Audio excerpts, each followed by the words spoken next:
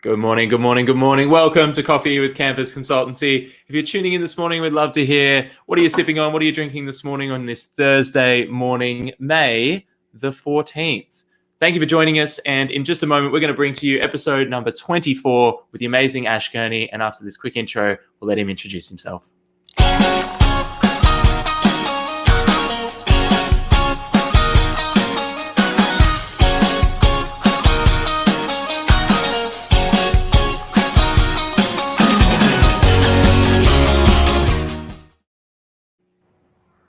Ash, mate, good morning. How you doing? Great, Josh. How are you, buddy? Very, very well. All things considered, mate. Very well indeed.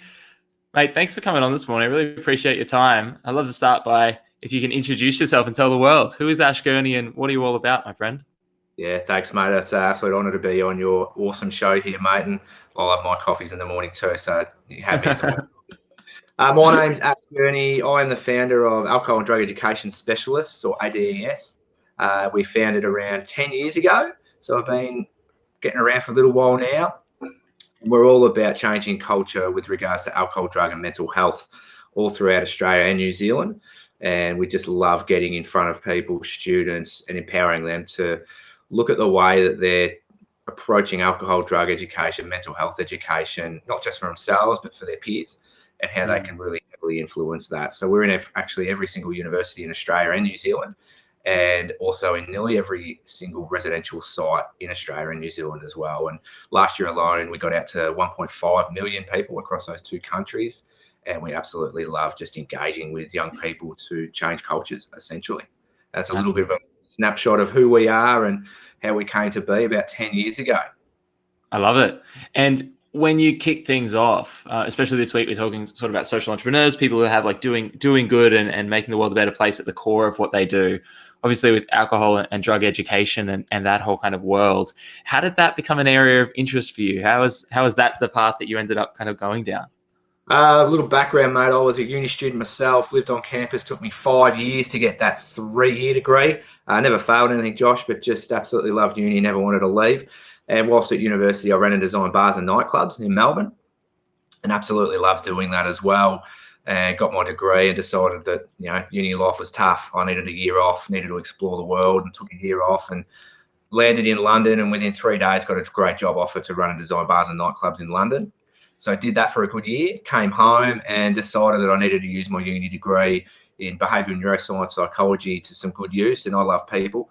So I decided to work for a group called the Salvation Army, which everyone's probably heard of. And I was actually a 24/7 drug and alcohol youth outreach worker on the streets of Melbourne and across country Victoria, and did that for quite some years and absolutely loved engaging with people needing assistance. But one thing that really stood out to me was that no drug addict or alcoholic wanted to be a drug addict or alcoholic. No one puts their hand up and goes, mate, I just want to be a druggo and alco. It's never the intended purpose. Yes. And it always came back to a real simple thing with the conversations I had with those thousands of people, which was lack of understanding and knowledge about drugs and alcohol in the first place. That was pretty much at the forefront of why they were there. And it got me thinking a lot about how can we be more proactive and preventative. And I thought there was a really good space in there for education, just more so in schools, but also in universities and the workplace, because I couldn't remember getting it when I was at school or at university. I know I did, but it was pretty forgettable. So I decided that it might be worth exploring. And sadly, in 2010, we lost our jobs due to government cutbacks, and thought, why not? I'm going to start my own organisation, which is going to focus on alcohol and drug education. I love getting out in front of people, talking about those big topics of how we can change culture and how we can really look after ourselves and everyone else around us. And that's how it sort of started back in 2010 when we did our first session at La Trobe Bundoora. Wow. Incredible, my friend. And so when you look out at the world right now, coming through and sort of in some ways coming out of a little bit the COVID times, do you get any of that nostalgia of, oh, this is like, you're like seeing people losing their jobs, and but you sort of went through that experience. Obviously, you've come out of that amazingly to help so many people. How does it feel to see that being really the pulse of the culture right now? Lots of people concerned about their jobs, job keeper, job seeker. Oh, look, it's horrible what's going on. There's no doubt. I mean, the uncertainty, everyone hates the uncertainty in anything in life. And right now, we've been in like a holding pattern for, 8 weeks, 6 weeks, even longer. It's it's one of those things where we focus this big thing on, and we've been pushing this, and all the universities and sites we're working with is looking at what you can do, not what you can't do. And Yes. that's a big focus of us is look, we know there's so much we can't do. We've got all these regulations in place, and thankfully some are being lifted. However, we've got to focus on what we can do. And that was 10 years ago. That was where I was at that too. I mean, there was nowhere near of the comparison, but it was Yes. that same mindset. What can I do now? And what do I want to do? And how can I make that happen? And using positive words instead of poor me, I can't believe wasn't funded by the government. How dare they? It is what it is. And we have to sort of figure out from there and go forward. Definitely.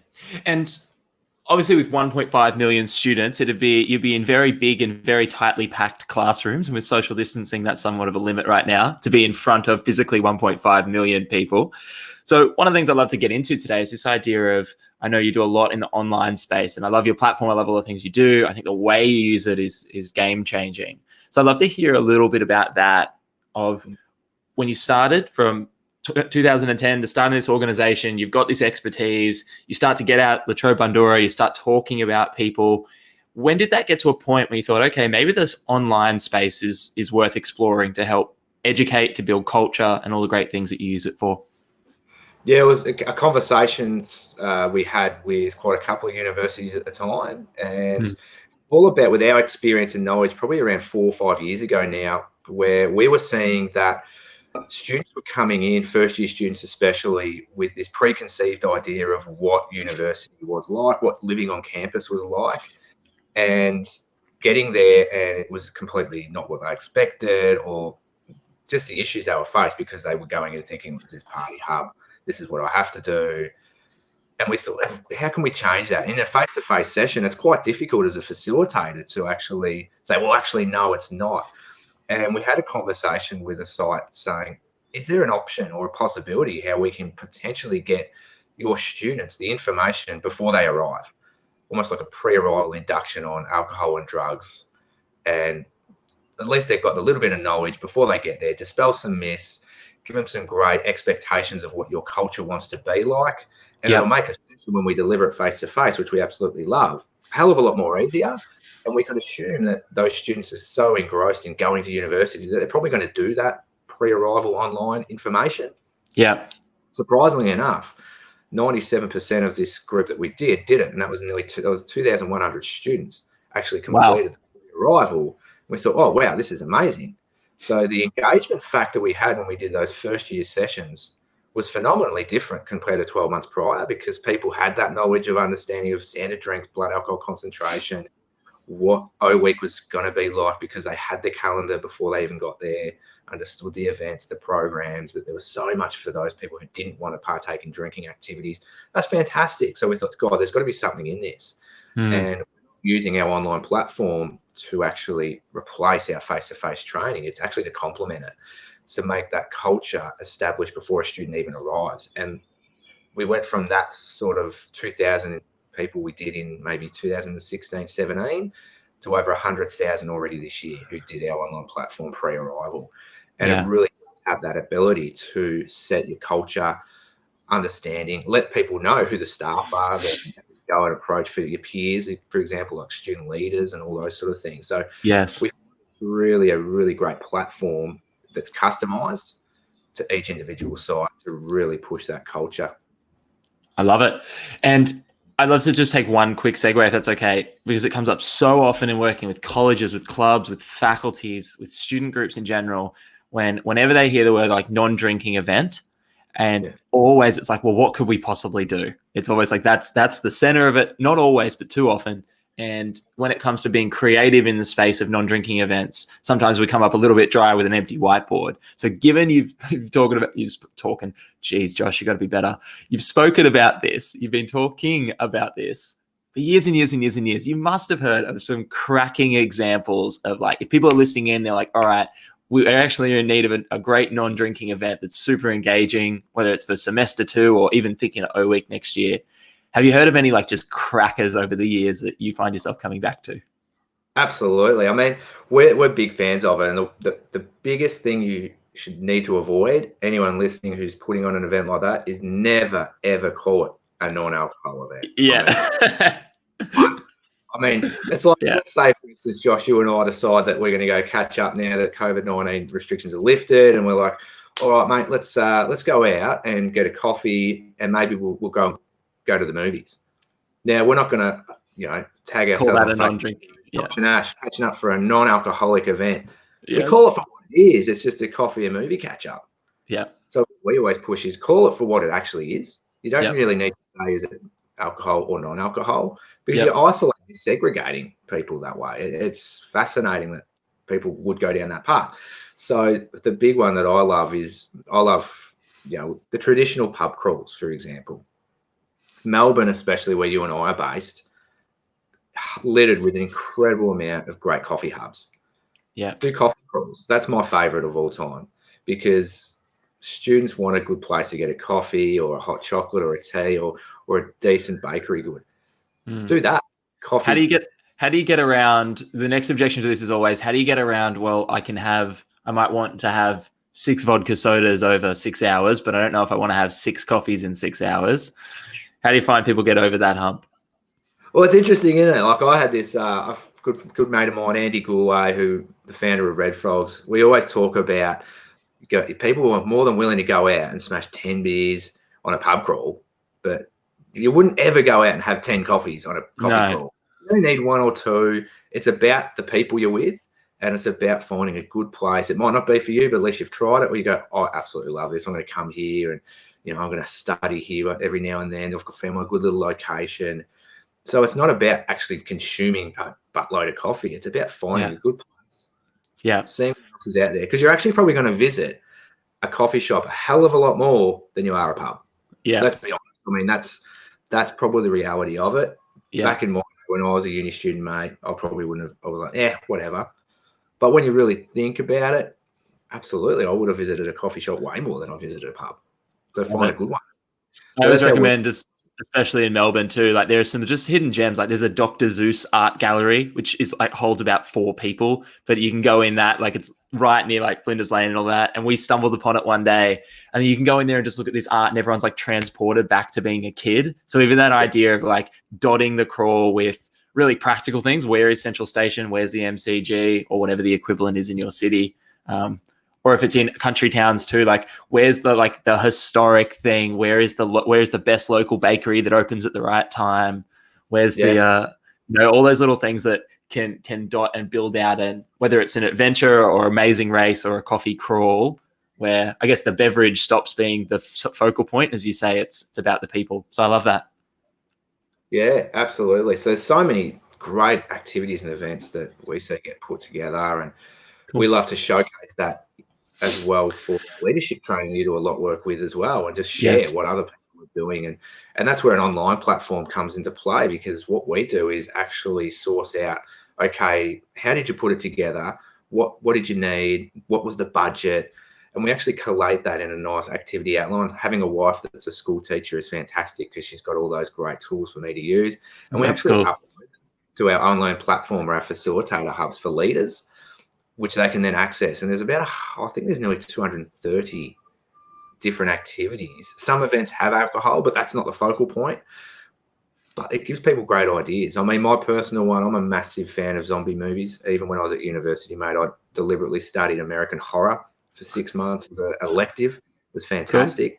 Cool. But it was a group called NORC, which is a university student-run group for Australian residential sites, and they did a Walking Dead theme called the Norking Dead, and it was unreal. Like there was 230 people participating. You had to be in groups of 10. You had to try not to be infected. It was so well planned. It went for about 4 hours. Yep. But there was no alcohol there. Everyone was just right into that activity, and we've got that on one of our, which we hand out to so many red sites and say, look, explore this avenue. You can do it with 10 people. We can do it with 250. Like it's pretty incredible. So it's about just seeing what other people and other sites and students are doing and sharing that information. And that's where online platforms come into it. You can just access it. See what I love it. I love it. One of the things that we've chatted about before that I thought was fascinating, when you talk about online learning, some of just the data and some of the analytics you can assess there, not just of people going through the program, but you can come in and say, hey, here's this problem. What if we design a module to try to address that specific problem, which has a measurable human cost, financial cost, emotional cost, all that sort of stuff. You can design a module for that, roll it out with everyone who lives in a residence, and then 6 months later or 12 months later, measure the same thing and say, well, have we have as many incidences of this thing, and very clearly quantify the impact in such a, I don't want to say simple, but such a direct way. I find it fascinating. I was wondering if you had any sort of examples of times when someone's come to you and said, we want to either engage our students or solve this problem, and then you've created a module, and then, a year later you're able to say, look, here's what it was before, here's what it is now. How great's that? Absolutely. I mean, I'll give you a couple that come to mind. The first one being in the business sense is a lot of the PBSAs, as we say, or the high residential sites, like it might be a CLV or Escape or Uni Lodge, came to us and were saying, look, we're having fire alarms go off quite often. And in Melbourne, CBD, if it's over I think it's over 800 people in that facility, it's a $5,100 call-out fee. Yeah. Now, they're saying this site in particular had more than 47 cases for the year. You do the maths on that, that's a lot of coin. Yeah. And they had to absorb that. And they were like, how can we reduce that down? So what we suggested was making a real interactive online fire safety module that students would do pre-arrival. And it was videos of their own site, where the alarms were, what not to do. And long story short, mate, they went from that 47 down to actually 5 for the year. So I should have asked for a pay rise, because you do the maths on that. That's like a $200,000 saving. I mean, that's a great it is. And you talk about great things about student culture. The big one we've been focusing on in the last few years is around sexual harassment, assault, and consent. So we've got some great topics, great modules that have actually got ethically approved questions. We can actually go in and focus on that sole topic, assess what students know before they get there into that residential or university community. And then we can reassess 6 months later to say, look, have people's attitudes, norms, behaviors, knowledge changed in that space? And the data that we're getting out of that is phenomenal. It really is great to see that so many universities and residential sites are really putting in a lot of effort, not just by pre-arrival online, but throughout that 6 month period and even longer, which is having a very good impact on people's attitudes, norms, behaviors, and more importantly, people speaking up. That was a big issue from us, is people were seeing it, not saying anything, but people are now seeing it, saying something, or seeking help about it. So it's a really good thing there. But the big one as well is we're seeing a massive reduction in alcohol-related harm and mental health-related issues as well. Wow. So we're able to see that because sites can go, you know what, our big issue is preloading. How can we address that? How can we push that message? They'll create their own topic. It's all their own content, all their own students getting involved with it. They make the videos. So it's a fantastic way to really get the picture, and we can see. That must be so satisfying, given the history of everything you did before 2010, starting the organization, and then just to see in the data at such scale, like you've created with lots of people and experts, and as you say, all the ethically approved, research backed, but like just to see it in the data, like, wow, this is having a really tangible, measurable impact. As you say, attitudes, norms, behaviors, and the flow-on effects. Like, how does that feel, just seeing that and seeing it in the data?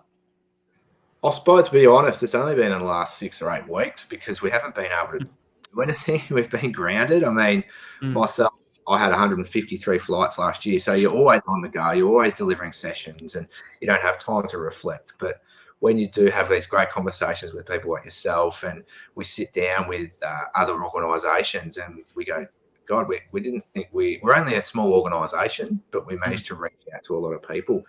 And I think it's because we provide people the tools to actually do it themselves. And I think that's the key. Instead of us going in there and saying, we're going to change it for you, it's not that at all. It's, here's some great information, here's some great advice, here's some tools. You can actually use it yourselves and see the impacts. And then really the sites themselves that need the credibility for, one, taking a chance and doing something about it, but driving it as well. We're literally just a start point, if you like, a bit of guidance, a bit of advice, and have some great resources. So that's all we really are. But I mean, it is fantastic to see some great outcomes and all those sort of things as well, just with the data. And I mean, we'll never lose sight of just how important that face-to-face training is. Yes. What keeps us going, and we absolutely love doing that year in, year out, multiple times. So Yeah, it is great to reflect. As I said, what can we do in these times of isolation? A lot of reflection, and gives us a lot of motivation too, as well. Yeah, big time. Really interested to hear from you a little bit more, Ash, if it's okay, on when you think about where this might go as we start to transition and times are sort of changing with COVID and public opinion and things are kind of opening up. But we're also getting to a point in May, especially for universities that run semesters, we're getting very close to that sort of final exam, final assignments. And even if assignments have been if exams have been transformed into assignments, which we're seeing a lot of, it's normally a point for students where it is quite highly stressful. There's a fair bit of fear in the air, anxiety, uncertainty, all that sort of stuff. And I'd love to hear about if you get students on board, they do the modules, they start building great culture, you see the changes in attitudes, norms, and behaviors throughout semester. As you start to get to more commonly high stress periods of the semester, are there any great initiatives that you've seen, whether it's on person or online or on modules, that help people take care of themselves and their mental health during some of the more challenging times? Yeah, I mean, we always push the looking after yourself campaign that we started with Charles Sturt University's residential sites about 2.5, 3 years ago, which was called My Mornings Matter. And it all came out with conversations with their leadership team of about 100 across their 5 sites at the time. And they had a huge culture of drinking at night, all those sort of issues, alcohol-related harm, mental health. And we just explored the avenue. As a lot of university students probably know, there's not that much on offer in the morning. We just assume that students want to sleep in or can't be bothered. So we explored it and said, well, why aren't we doing anything with our mornings? And can we? Like, if we've got nothing to lose, let's give it a crack.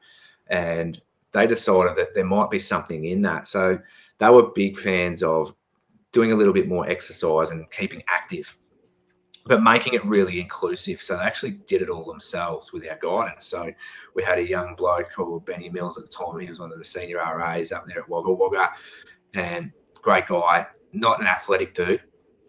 And he decided that he'd be the personal trainer to do a booty camp and Love it. work on the butt. And he decided, I'm going to do it 7 o'clock on a Tuesday morning. And amazingly, they got 150 students there. And it was about being the fittest in the outdoor area. It was about community connection, and everyone wanted to get involved, and they thought there's something in this. So what we say is it's about different activities. They started doing petting zoos and bringing the RSPCA, all those sort of things. This is a really tough time now because obviously you can't get 150 people together. That's not going to be happening for quite some time. So they looked at other alternative options, especially during winter when it gets -6, -7 up there at Bathurst or Wagga Wagga. And they started doing some great online initiatives, which might be upload a photo of your best brekkie you made. And the best one we saw was a Macca's cheeseburger and fries made out of fruit, which was pretty awesome. Which really cool initiatives to keep that message going, giving people that outlet, really pushing that it's okay not to feel okay. Anxiety is completely normal. It really is. But we need to connect in other ways. And this is showing us how we need to connect in other ways. And I'm really a big fan on knowing yourself and giving yourself permission to do what you absolutely love. And also understanding what your other friends and residents or uni friends like to do as well, and just reaching out to them regularly. Yes. So it's one of those campaigns that we think works. It's so inclusive that everyone has a morning. Everyone does something with their morning. It's about what positive stuff do you do with your morning? Tell us. Yeah. Do it. Go and do it, and then share it with everyone. I love it. In terms of your mornings, is there anything that works for you? Are there anything you've been doing, obviously, as you've shared, over doing this for 10 years, taking 150 flights, or now obviously being grounded and sort of taking that time to reflect? Are there things that you like to do in the morning to get yourself going or to keep yourself in a routine? Yeah, absolutely, mate. You definitely know the answer to that one, as I've pushed and encouraged you as well. Yeah. I love my running. I mean, I probably started back running 4 years ago after a bit of reflection as well. My physical health was horrible, mate. And mentally, I was getting a bit cooked. I like to say I was pretty exhausted, and just wasn't taking care of myself. Just recently married, kids, all those sort of aspects, and I was probably pushing 100, almost 110 kilos. So I was about 30, 35 kilos bigger than I am now, and had a good mate of mine who loves his running. He actually ran 52 marathons in 52 weeks in 42 countries, just as you do, As you do. That's ridiculous. He spoke at a dinner we put on, and he was awesome, man. And it was just that inspiration of anyone can do anything. If you love something, give it a shot. Yeah. Cry before you cry, as we always say. So that's what I did. I thought, I'm going to go for a run, and that's my outlet. I give myself permission 10 hours a month. That's it, 10 hours a month to do some running, and I'll schedule it into my calendar. Managed to get you to join my leaderboard just to track how you're going as well. And I'm a very, very, very competitive person, so I'm always on top of my leaderboard, Josh. I think I'm up to nearly 70 odd Ks this month. So it's all about giving yourself permission to do the things you love, and that's my own outlet. 10 hours. When you break down your work month, 10 hours isn't that much. Nothing. I could strip that back by just not watching as much Netflix and Stan. So that's to justify my running, and that's all it's about. So doing that, and then finding other things that you love. I love reading stuff that's not work related or anything like that. So about finding those positive outlets for yourself and giving yourself permission to do it. I love it. Absolutely love it. Josh, what's your big outlet? What are you doing at the moment? Mate, you know what? I could probably even show you, which would be, I don't know if this is going to work. If you can see in the corner of the room, there's a little drum kit set up there right in front of the bookshelf. Now I've lost my setup, but that's all right. That's what this is all about. So I played drums for most of my life since I was a little kid. Awesome. And yeah, it was always something in school that it was my outlet. It was just something I loved. I think my honest answer to all the self-awareness questions is like, if money were no object, what would you do? Look at this, mate. We might have a little live jam happening here soon. Well, I prepared earlier. Look at this. For your listeners with that, mate. But mate, we haven't had any live music yet. Maybe that's something I should do. Not me, but I might get someone on. That'll be fun. If you're out there and you have an instrument, you want to come on and play some tunes in the morning, that'll be a fun feature. Let's do it. And yeah, so we got a little flat in St Kilda, but packed up the electric kit. I bought it at uni. I've had it in the cupboard, and I pull it out every so often. So yeah, recently just having that out and having a bit of a jam. It was actually really fun. I found a live broadcast on Friday night because live music normally is live in person. And these couple of guys, they were called Sam but different, like same but different, but they're both named Sam. At least I think they're both named Sam. And they were live streaming. And so one of the things you can do with an electric drum kit is it's really fun to play acoustic music because when you hear it, the drums and the sound come through the headphones. So it sounds like your drums are the drums to the song. Yeah, and awesome. So it sounds like you're part of the band. So I put these guys up on the ledge, was watching them play live on a Friday night. They were live streaming, and I was playing along to live music, but with all the tempo changes, and they'd make little mistakes, and we'd start and stop. And they have no idea. They're streaming out to I think it was 5,000 people. But yeah, I just had a jam for an hour or two playing along, on a Friday night, sipping on a drink, jamming out with these two dudes who had no idea I was out there playing. And I sent them a little selfie. I was like, hey guys, just so you know, I've been playing along for 2 hours. And they wrote back, and it was just, it's just it's fun and it's creative and it's something it's physical too, but for me, it's meditative because it's full focus. But I'm not really thinking, I'm just in it and making it up. So yeah, for me, wow. I mean, look at how man. It, mate. It's like you're back there playing again. Yeah, so that's unreal, man. And we're big fans of that. I'm a self-taught guitarist, terrible, but it just takes me away. It just makes me relaxed, chilled. I'll have to tell you up with Mick Donoghue, our national manager and my good mate. He's a drummer, an amazing drummer. No way. So we've even incorporated that into some of our sessions for universities because I love it. Move-in day, listening to a drug and alcohol talk. Get us up there playing a bit of live drums and music. That makes a bit of an easy session. So it's about doing the things you love. I love it. I couldn't. Thanks for sharing, mate. I didn't know you were a drummer. Yeah, there you go. Yeah.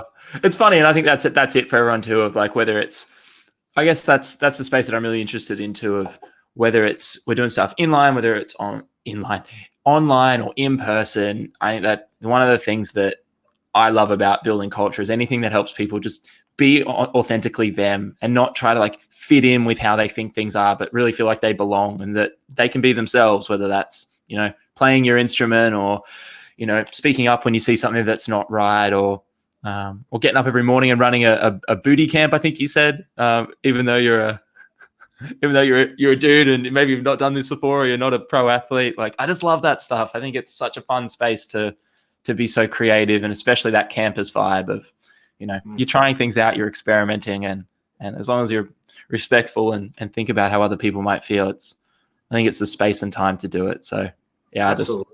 And the more people who we talk to about stuff, the more comfortable you become, and that's what it's about. I mean, some of your listeners might go, man, I had no idea Josh played drums. Like, there's a great conversation starter.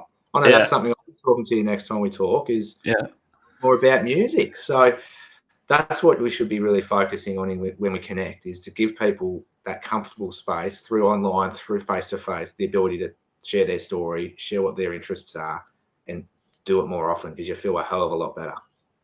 I love it. Mate, it's been awesome chatting to you this morning. We've had a bunch of people jumping in the comments and saying g'day. So before we go, Joanne, Christine, Bradley Brown, lovely to see you. Christine as well from Monash Parkville Student Union. You're one of the most frequent watchers, and I appreciate everything you do. You jump in. Himanshu, Devashi, Sabrina's jumping in as well. And Sabrina's probably finished off today by saying, great listening, can safely say as a final year student who just sat my final exams online, it was a stressful time. Great to hear about your suggestions for staying accountable, looking out for your mates, and self-reflection for a positive mindset. Awesome. So there we go. Congratulations on doing it all via online, finishing up. Well played. Yeah, that's huge. Absolutely huge. Great coffee. Shout yourself. Exactly. Do it. All right, my friend. It's been awesome having you on. Thank you very much for your time. If people want to check out more about what you do, if they want to check out what you guys offer, whether it's online, in person, obviously you're in every uni in Australia and New Zealand, so the name's out there. But if people are hearing about Ash for the first time today, where should they go to check you out? Just type in www.adesaustralia.com, or our old school name, which was Alco Cups. Everyone knows us in the uni sector as Alco Cups, but they also thought we provided alcohol, hence the name change about 5 years ago. Wasn't great marketing on my part there, Josh. And probably why we could get into schools, because they thought we provided alcohol. So yeah, just check us out. Just type in ADES or Alcohol and Drug Education Specialists. Happy days. Oh, there it is. And there's our good friends from Nork. Well played. Thanks, mate. Cool. Very, very good. Awesome. I might talk about a few tunes after you're finished, mate. You've inspired me, I reckon. There you go.